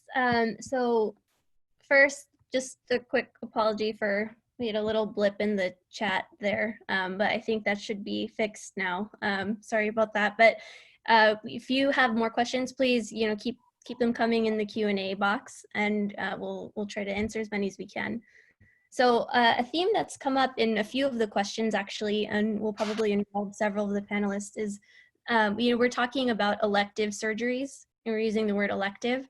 So what does that mean? How do you define an elective surgery? One of the attendees brought up that some cancer cases, for example, were classified as elective at one point, but then that definition changes as the pandemic keeps on going on, so that they can actually happen, that patients can get their surgeries. And then, so what metrics really do you use to define an elective case? And then kind of transitioning that into the LMIC context, this pandemic is likely going to be around for a while. It'll be a while before vaccines get wide enough for it not to be a problem, if that ever is the case. So in the LMIC setting specifically, how do you continue delivering surgical care in these elective, preventing the buildup of elective cases while still fighting the pandemic? Lisa, we should probably be specific who you're asking a specific question of. So anyone feel free to jump in if you have a specific question, but I think Dr. Bekele, that's something maybe about defining elective cases in Rwanda and other countries in Africa, what you're using to define that right now, and how you can continue delivering care as the pandemic continues on.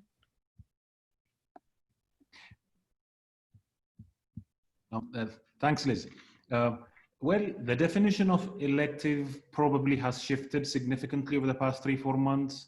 The classical definition, I don't think, is valid anymore. How we used to define electives was non-life-threatening now within a certain period of time. There was the definition of urgent and emergency.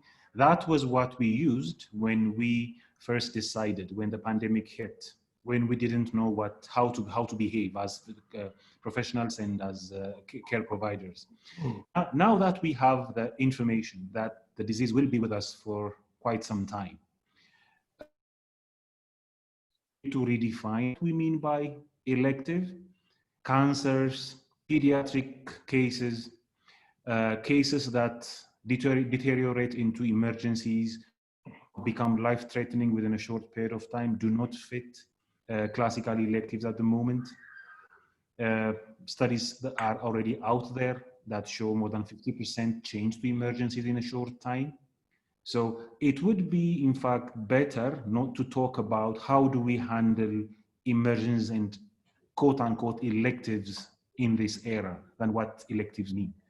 We recently published a guideline at the Annals of Surgery about COVID preparedness in surgical care in Africa, how surgeons, anesthetists, and surgical care providers should prepare their services, their theater, about testing of surgical patients, about PPEs, and how to gradually go back to normal.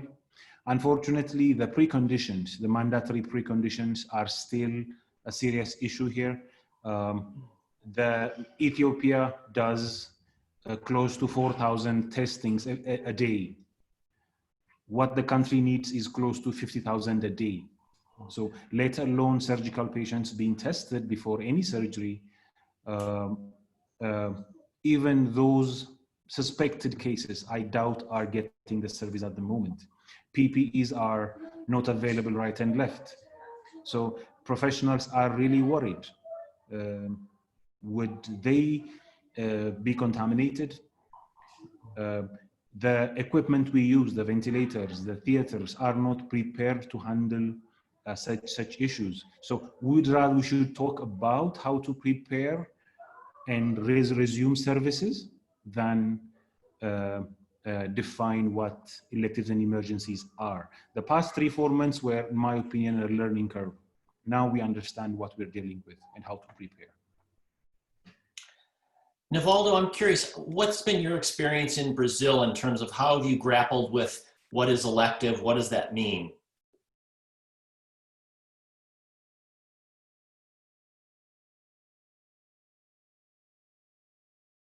You're still on mute, Nivaldo. Yeah, okay. Well, you know, there's it's very interesting because we still have in private hospitals, we have place for surgery for whatever you want to do is now is available. The problem is the private hospital here, they are asking for a COVID test 48 hours before. It means that you can do whatever you want now, just this week. But the problem is the patients are not interested to do any kind of procedures. And also there is some kind of problems with surgeons also and legal problem. But the definition for elective procedures here now is, as was said before, is tumor reconstructions, memory reconstruction. All these procedures are allowed to be done now in Brazil. The only problem is no one, the patients, they don't want to do. And my concern, my personal concern is, if I used to do pediatric surgery and for some cases we need some ICU. And this is one of the problems. If you go to an elective procedures in a private hospital, and then you need some special care for this patient, and we are not sure if in these special units the patient is going to be contaminated. So the problem is so difficult to deal. I prefer not to do any kind of procedure now until be sure that everything is under control. Did I answer your question? Yeah, Nivaldo, that's actually really good. And you bring up another question that I saw come up on the Q&A, which is, what's an appropriate ethical way to begin reintroducing surgery?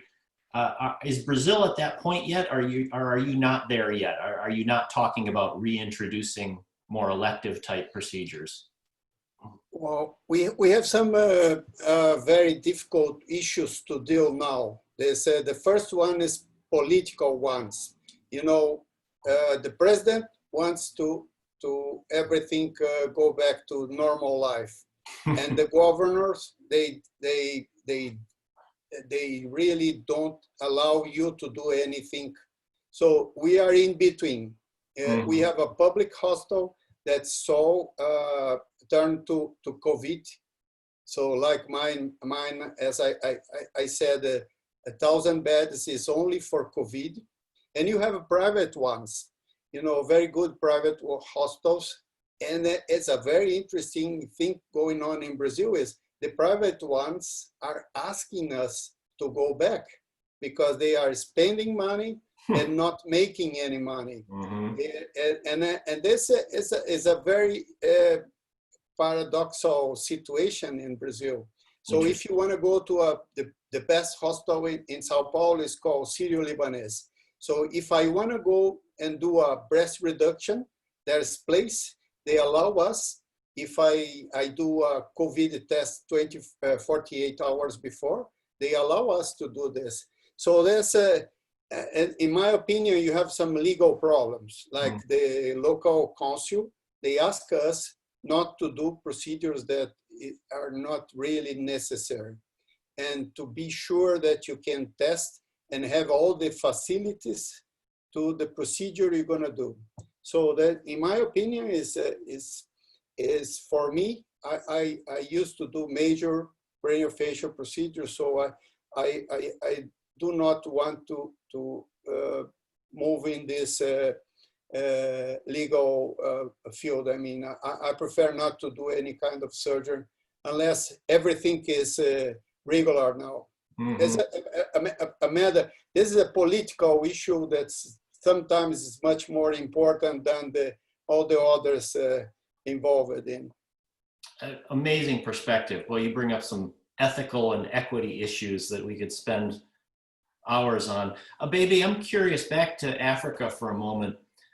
I've been really impressed with John Nkengasong from your African CDC.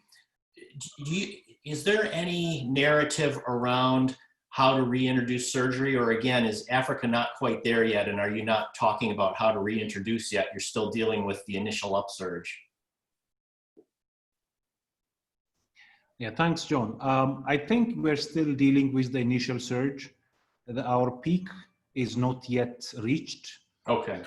It's expected to be close to after 3 weeks. But recently, the past 6 days, numbers are steadily increasing, tripling, quadrupling. Countries like Rwanda have controlled it significantly. In fact, there were days, 0 cases were being reported, despite a very vigorous contact tracing, testing. But the region in general, countries starting from the Sudan, Ethiopia, Djibouti, Kenya, the numbers are exploding. So at the moment, we are in damage control mode. Okay. Peak is expected to be within 3 weeks. Okay, then, I mean, maybe I'll toss this to Alex and V in Alaska, because you seem to have been on the forefront of and seeing the surge, and now it hopefully is on the backside. But Alex, maybe we'll just start with you. How are the New York hospitals handling reintroducing surgery? Because several people actually specifically asked about that in the Q&A. Sure. I think we've looked at this from a number of different perspectives. The first is really, it's all just a question of resources. So as we've come down in our COVID census, we've seen, is there an opportunity? How can we start to fill the beds again with the needs that are in the community? People may have seen, there have been a number of articles in the New York area about where have all the MIs gone, which is to say, like, the cardiac arrest numbers seem to have come down, and there's a concern that people were afraid to come to hospitals and were actually dying in their homes. But anecdotally, we saw drops in things like appendicitis, which just can't explain how the incidence of something like appendicitis would decrease. So as we look to reopen, I think the discussions have centered around a few different things. I mentioned this idea, there are cases that require ICU needs. Nivaldo mentioned that. So cardiac surgery, and for patients who are having symptomatic cardiac disease, you usually need an ICU post-op for that. And if we don't have the ICU space, we can't do cardiac surgery. And we can't do a number of other, vascular surgery and other things like that. But then there's a question of, can we start doing ambulatory, urgent or emergent ambulatory cases, like breast cancer surgeries that are often done in an ambulatory setting? If we don't have the inpatient beds, maybe we can start doing those. Or should we focus more on cases that would require inpatient stays? So it's about capacity and how we can reopen. We have started reopening and doing cases in New York. We did continue to do cases throughout. We at Cornell kept 5 ORs open for emergent cases, and we're doing cases throughout the entire crisis, but there were very strict criteria for which cases met that. Okay. I think the second piece of this is very tied into reopening of cities. So for example, when cities were closed, things like our trauma numbers were way down. And as we reopen the city and people are out and about more, especially as the weather gets better, we're seeing upticks in trauma, and trauma is hugely resource intensive. So I think that the question of opening hospitals goes hand in hand with opening the cities, and how those different capacity levers or knobs or whatever you want to use, how those things flow in and out. And I think the third thing that we did think about is there are a number of things we treat, and appendicitis is really the best example for whether this should be done operatively or non-operatively, and which there's long-standing debate about appendicitis, about whether appendix should be taken out or should be treated non-operatively, is done in much of Europe. And the question, I think, turned to what uses the lowest number of hospital resources. Putting someone on antibiotics and trying to send them home fairly quickly, or just taking the appendix out and doing an OR case. So all those questions have kind of come into play. There's definitely been no short answer. Each hospital in New York has kind of been tasked with doing it on their own and figuring that priority out on its own within the governor's mandates. But we are slowly reopening and trying to do it in a very thoughtful way. But all the points that are up are. That's great. Hey, Alaska, at MGH, what's the discussion been like there about the reintroduction process? So we actually kept open, I think, a few more ICUs and a few more operating rooms than New York City, given that we had a different burden. So we were still doing some of what you could call elective cases, such as breast cancer, colon cancer cases. So there were still LARs, there were still mastectomies happening at MGH with a very limited number.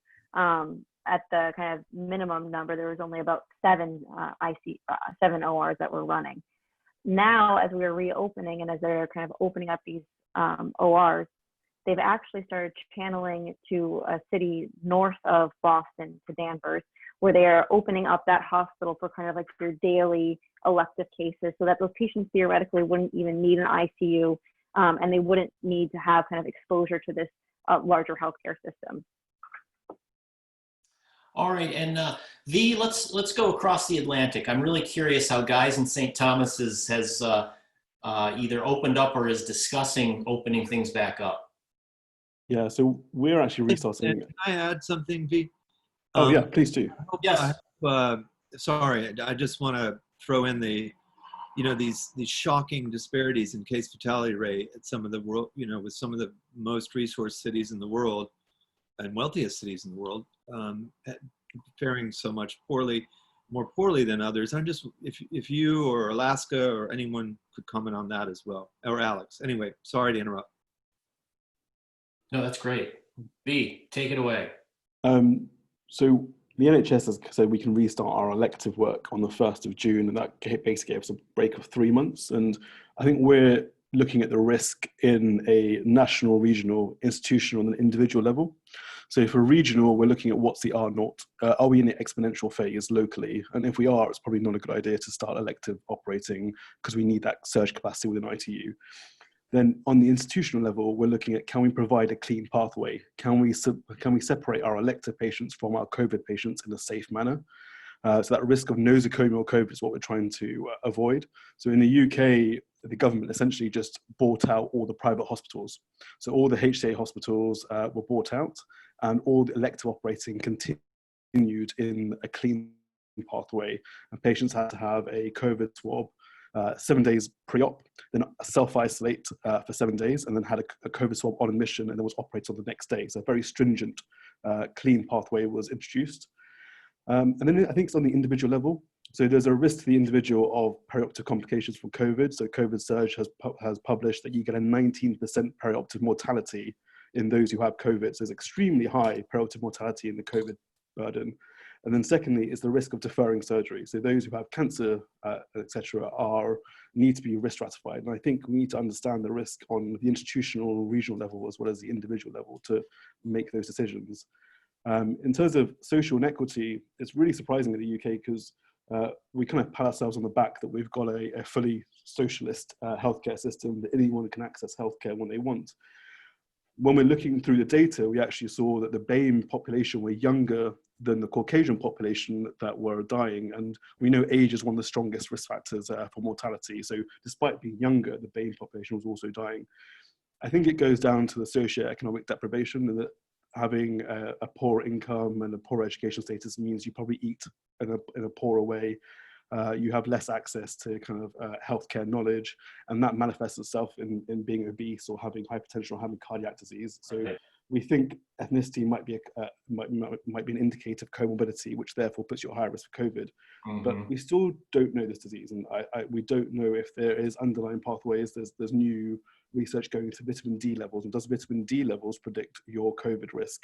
And people with higher melanin content therefore may be at risk. So we don't know this disease, but there's definitely a socioeconomic disparity to it, we feel. Okay, thank you, V. Yeah, I don't want to put Alex and Alaska on the spot, but if you do have any insights into the disparities issue that Paul brought up, have you seen anything personally, or have your institutions begun to scratch the surface on that? I mean, I think it's important to recognize that the group of patients who are coming in are very different than kind of the overall Boston population. Being able to socially distance is a privilege, and it's a privilege of individuals who have money, who have stable jobs, and who have stable housing. And so a lot of the populations in the areas of Boston in particular that we're seeing hit the hardest are areas of greater social inequity.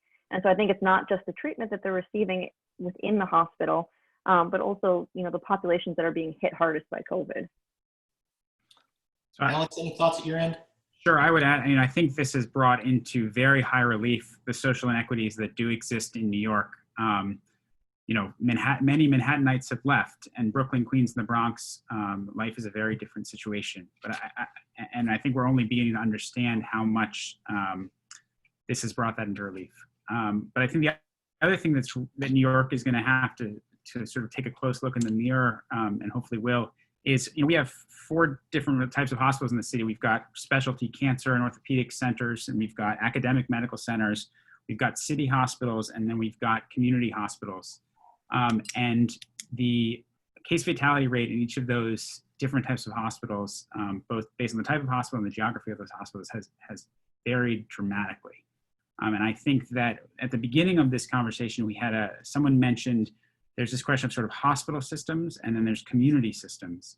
And as hospital systems, I think there are times that the New York hospital systems, of which there are several, worked well together, but times which they worked independently. And this idea that New York as a city or as a region might have a larger health system to serve its population hasn't necessarily come to the forefront in the same way. There's certainly been a lot of coordination by the Department of Health, but it made a difference which hospital you wound up at and which hospital the ambulance brought you to during this pandemic in terms of whether you lived or died.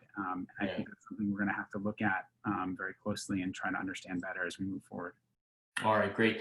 I cannot believe that we're almost at the 2-hour mark here, but I want, Lisa has a question specifically for Kee. We'll let him answer that quickly. And then if Paul has anything else that he'd like to add, I want to give him a chance. And then I will close out with kind of a call to action for everyone. All right, thank you. Dr. Park, one of our attendees kind of posed this question reacting to your talk. So what's the argument for specifically focusing on strengthening surgical care systems, surgical obstetric and anesthesia? How will that better prepare a healthcare system than kind of a general overall healthcare system strengthening?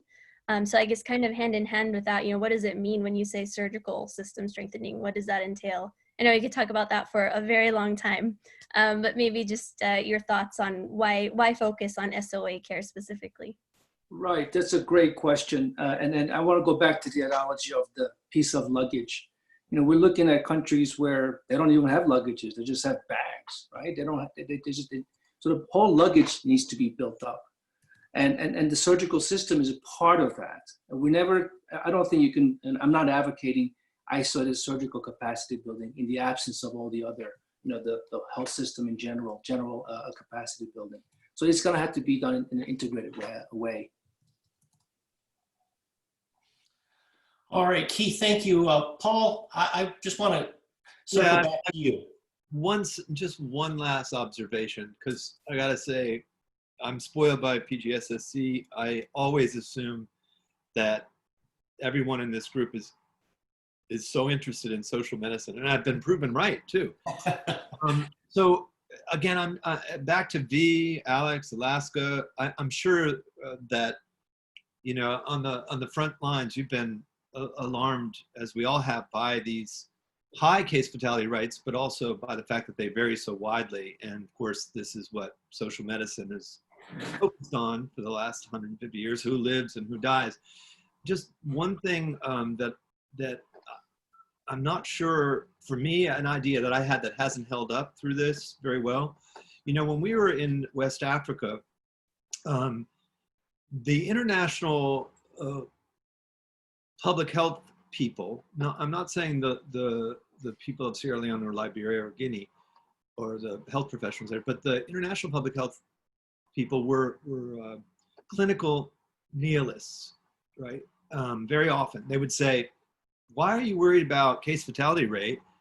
Everybody who gets this is toast, and then, by the way, like I said, this was from, I had some interesting discussions with people who play a very significant role right now in the UK and the United States, and I'm hoping that they're not translating their clinical nihilism back home. It was bad enough or terrible when it was imposed on other people, like, don't worry about the case fatality rate, just worry about stopping the spread of Ebola.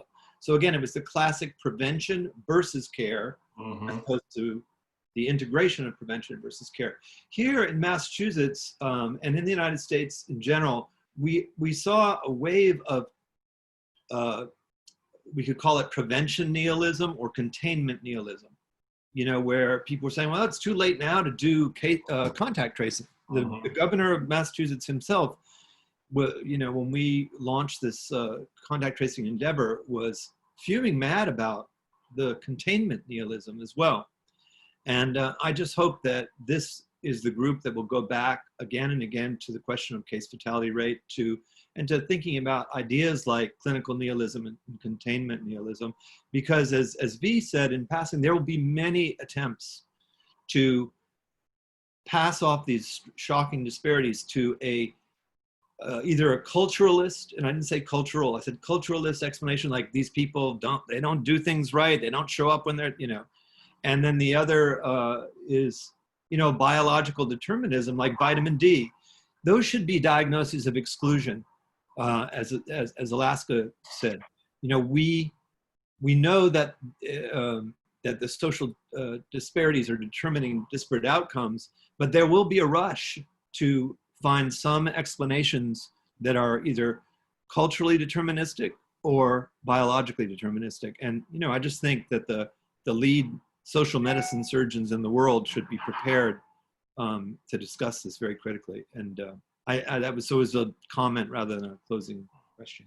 Well, that's perfect, because I'm going to close out with a call to action, and it's related to both what Paul just said in terms of the ethical and social issues, but it also applies to even the tactical issues of the role of surgery in COVID. And so I'll frame it this way.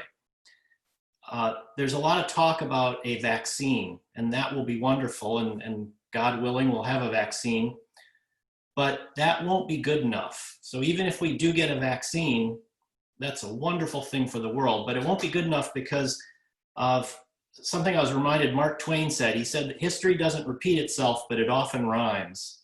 And so even if we do have a vaccine, there will be something in 6 or 12 or 18 months that is going to rhyme like coronavirus. Maybe not, you know, to our ears, but to our systems. And so whether we're talking about the equity issues and the social issues, or the role of surgery in coronavirus, how do we think differently about at the hospital level, for example? So whether it's Nivaldo or Alex or Alaska or Abebe, how do our hospitals, how are they structured and function differently so that when the next issue comes up, we're not spinning around in circles trying to do what some of the presenters told us today? To Nivaldo's point, so that was at the hospital level. To Nivaldo's point, at the national level, what does it mean? What does an NSOAP mean vis-a-vis the next time? And so I think your point's well taken. How do we think differently about not just coronavirus, but the next thing that happens? And then I guess, you know, at a global perspective, and Kee was talking about this in terms of how, and Paul Farmer was talking about this, how do we fund things differently so that we're not asking for people for out-of-pocket payments? So please, this is a call to action to make sure that we actually act on not just this pandemic, but what will happen in the future, and change the things that Paul talked about, and also change the role of surgery in pandemic preparedness and health security. So with that, Scott, I'll hand it back to you. I just want to thank everyone for this collective analysis and call to action. You were all brilliant and inspiring, so thank you. Just a reminder to our audiences, we will not have a webinar next week, as it's Harvard's graduation next Thursday. I will resume actually Wednesday rather than Thursday, Wednesday, June 3rd, with Gene Richardson and colleagues on anti-racism and COVID-19. So thank you to everyone again for today, and see you folks in 2 weeks. So take care. Thank you, everyone. Thank you, everyone. Thank you, Abebe.